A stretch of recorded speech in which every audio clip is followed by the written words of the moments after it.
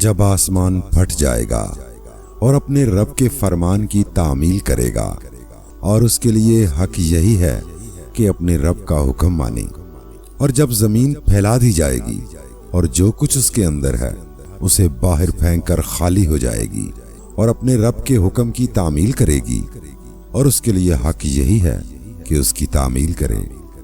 اے انسان، تو کشاں کشاں اپنے رب کی طرف چلا جا رہا ہے اور اس سے ملنے والا ہے۔ پھر جس کا نامہ اعمال اس کے سیدھے ہاتھ میں دیا جائے گا، اس سے ہلکا حساب لیا جائے گا اور وہ اپنے لوگوں کی طرف خوش خوش پلٹے گا۔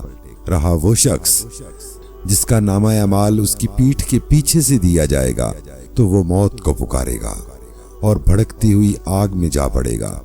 وہ اپنے گھر والوں میں مگن تھا، اس نے سمجھا تھا کہ اسے کبھی پلٹنا ہی نہیں۔ پلٹنا کیسے نہ تھا، اس کا رب اس کے کرتوت دیکھ رہا تھا۔ پس نہیں، میں قسم کھاتا ہوں شفق کی اور رات کی اور جو کچھ وہ سمیٹ لیتی ہے، اور چاند کی جبکہ وہ ماہ کامل ہو جاتا ہے۔